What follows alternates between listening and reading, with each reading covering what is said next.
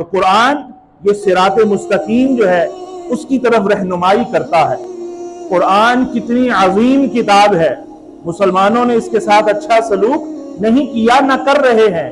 غیروں سے کیا گلا، ان کا تو کام یہ ہے مسلمانوں کے سینوں پر خنجر چلانا، مسلمانوں کے جذبات کو ٹھیس پہنچانا، ان کی جو وابستگی ہے قرآن اور صاحب قرآن سے، اس کے خلاف کوئی نہ کوئی ایکٹ کرنا، وہ تو ان کا کام ہے اور اللہ ان سے نمٹے گا۔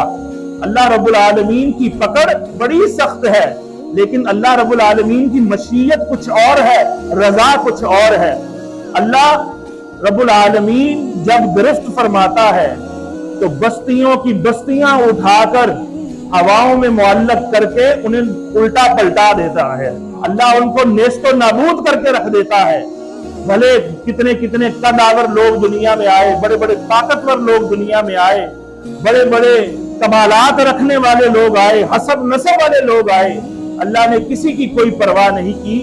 جس نے اس کے محبوب صلی اللہ علیہ وآلہ وسلم کے خلاف یا اس کے دین کے خلاف یا اس کی بھیجی ہوئی کتاب کے خلاف عرضہ سرائی کی، اللہ رب العالمین نے ایک وقت مقرر کیا ہوا ہے۔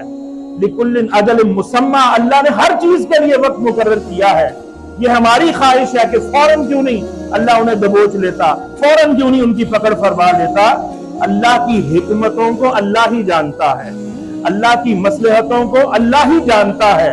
اس کے احکام میں، اس کے افعال میں کیا حکمت ہے، کس کے انجام کا کون سا وقت اس نے مقرر کیا ہے اور کس کو کس طرح کا مزہ چکھانا ہے، یہ اللہ ہی جانتا ہے۔